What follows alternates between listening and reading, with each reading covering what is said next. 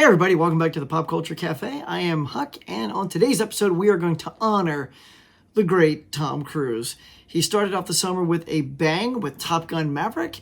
In June I had my Tom Cruise month that I enjoyed very much. So as we round out the end of July here, I'm going to give you my top 10 Tom Cruise movies that I think you should absolutely check out. So stay tuned.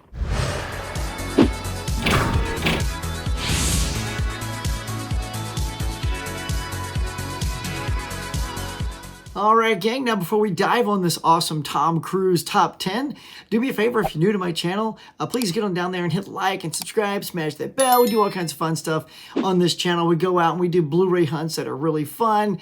We do things like this top 10 list as well.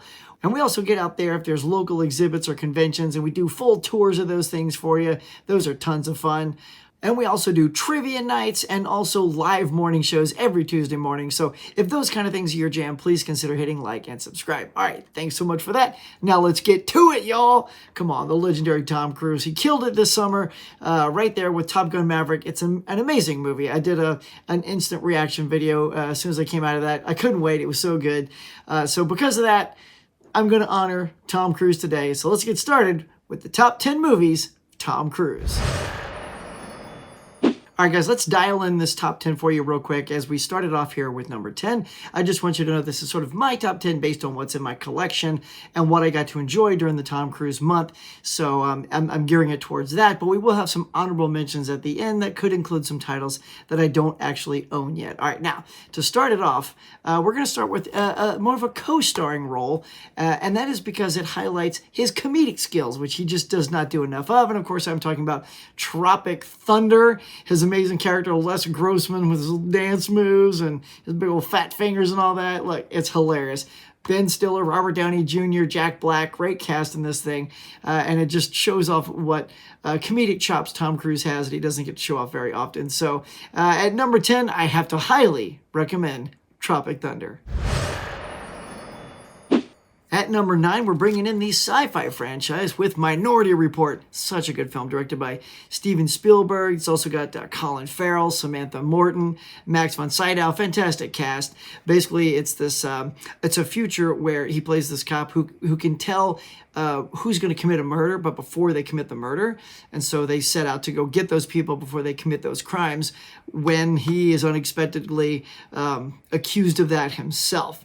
So, the plot thickens when all that happens, y'all. So if you haven't seen Minority Report, this is a great film. And Colin Farrell does a great job acting in these scenes with Tom Cruise. So, yeah, and you may see a couple of more Cruise Spielberg things pop up a little bit later. But, yeah, at number 9, I highly recommend Minority Report. All right, the number 8 film on the countdown is something that people always say, well, Tom Cruise never takes risks and he always plays the same role. Well, wrong. Here it is, Collateral, man. He is so good in this. And I love how he's got like the gray hair and the stubble, and even his appearance isn't something you normally see. And he's the bad guy in this one. So, he's not playing your typical Tom Cruise role. Jamie Foxx is also awesome in this. He plays the cab driver that, gets the bad roll of the dice and ends up being his chauffeur for the night because he needs to go and do these hits. And Jamie Foxx ends up getting caught up in what's going on. And this is just a fantastic film, guys. So if you haven't seen Collateral and you want some proof that Tom Cruise can do something that doesn't feel like everything that Tom Cruise does, well, here it is. Number 8, Collateral. All right, number 7 on the list is Color of Money. This is a great film directed by Martin Scorsese, stars Paul Newman along with Tom Cruise. And this is Paul Newman's character from the film The Hustler back in, I think it was the 60s. And it's the same character that he plays, and it's just a kind of a continuation of his life as he comes into Tom Cruise. He kind of sees basically himself in him because he was like that back then. And Tom is amazing. Like the making of here, Paul Newman talks about how Cruise didn't even play pool before this film. And of course, like Cruise, he's got to do everything like a master, like he does in Top Gun. And he kills it. He just becomes this incredible pool player and just owns it. So, yeah, and I checked this out recently, and it was really a good film. I don't A lot of people don't seem to like dig this film or talk highly about it, but it's a really great acting piece. Scorsese directed it really well. And it's a very intimate little film. It's only him, Tom Cruise, and is it Mary Elizabeth Mastrantonio? It is, yeah, nailed it. Mary Elizabeth Mastrantonio is the love interest in this, and she's excellent as well. So, yeah, I mean, if you haven't checked out Color of Money, man, I stand behind this film, so give it a look. Number 7, Color of Money. All right, at number 6, we got to start getting classic with Tom Cruise here, and let's do it with Risky Business, one of his very early films. I would say this is the one that put him on the map. This is the one that really shot him up to stardom and really got Hollywood to notice this young kid.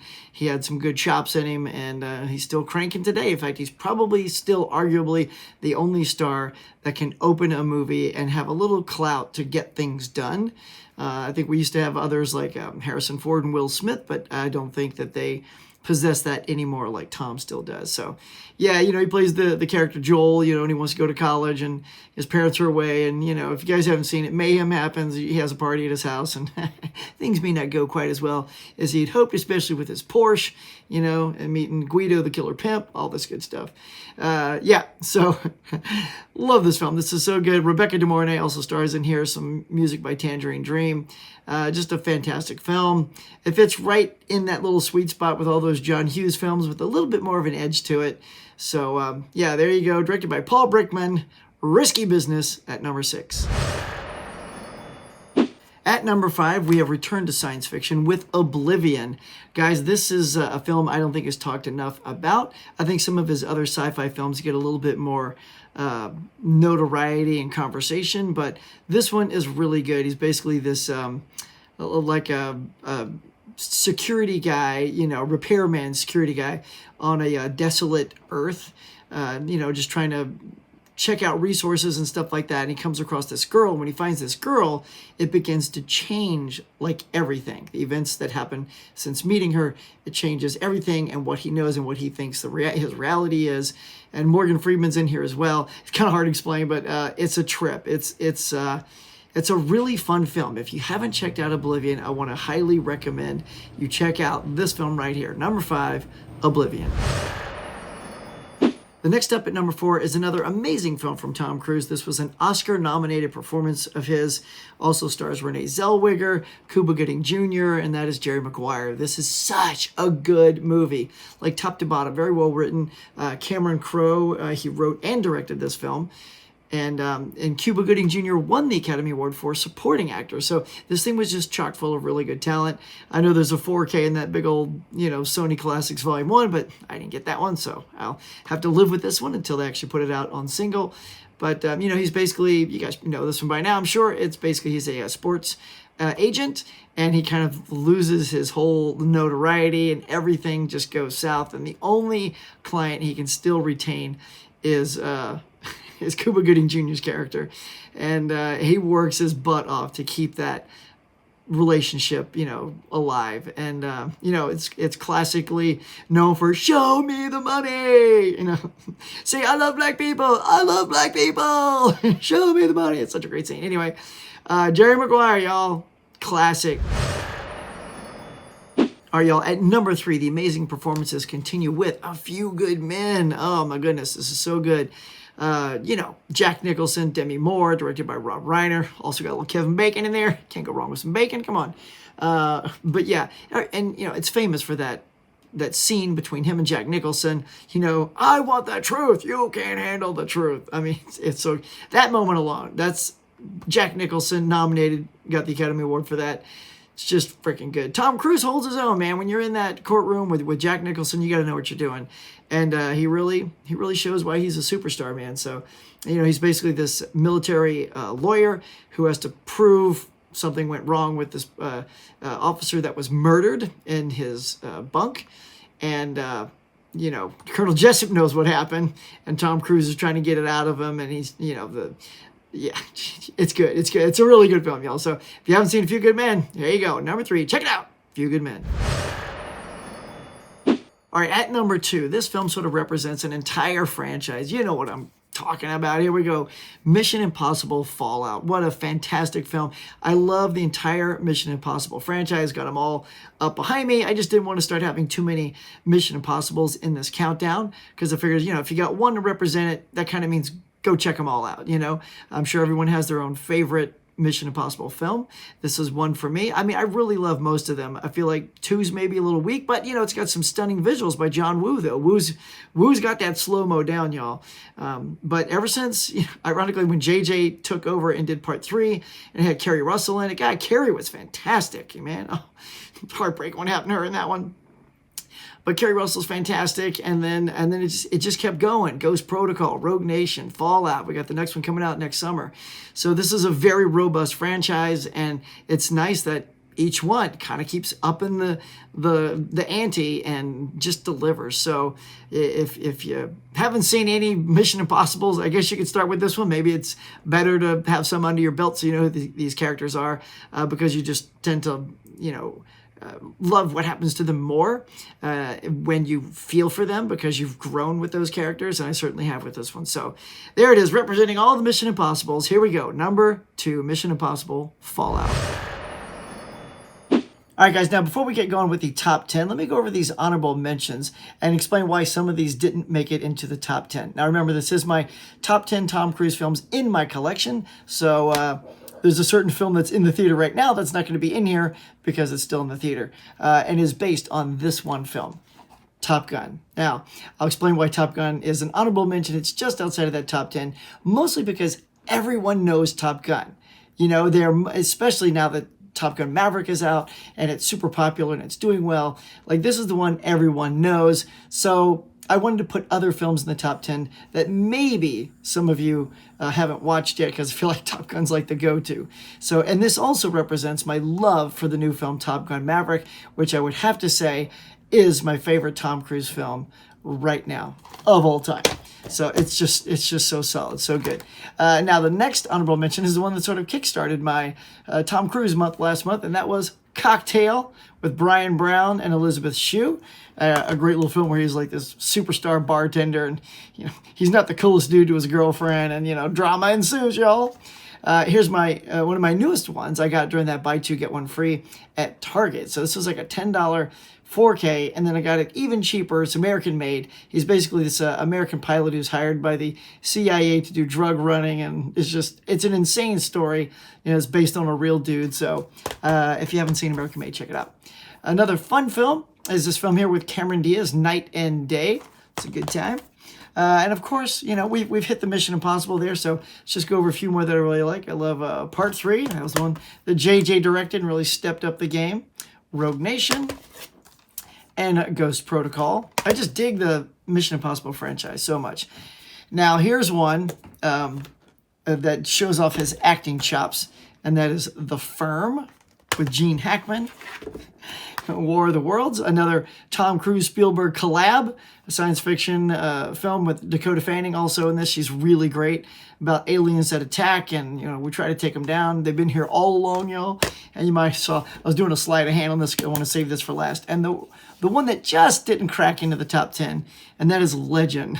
I absolutely love this film, but I do know it's not for everyone. And let me tell you why. It's probably like the number 11, and that is because I think Tim Curry steals this movie. Like, Tom Cruise is good in this film, but he kind of pales in comparison to Tim Curry. Tim Curry with this amazing makeup and his over-the-top performance, but it's still really good. I don't know, it was hard to put it in the top 10 because when I think of Legend, my first thought is it's a Tim Curry movie. So that's why this knocks it just out of that top 10. Now, a couple of other titles that I don't have in my collection that I really enjoyed includes Eyes Wide Shut, Days of Thunder, and of course, Rain Man with Dustin Hoffman. All right, now let's get to what I have as my number 1 film. This is just a super exciting, well-made Tom Cruise film. We're right back at it with the science fiction. Emily Blunt, you know where I'm going with this. The Edge of Tomorrow, otherwise known as Live, Die, Repeat, which is funny because that was just simply the tagline for the film, which many thought in hindsight they should have just called it Live, Die, Repeat because it really sums up the film perfectly. basically Tom Cruise goes through a Groundhog Day situation where he continues to die every day, but he comes back the next day and relives the same day over and over and over. And eventually he hooks up with Emily Blunt, who's very aware of what he's going through because she had the same thing happen to her.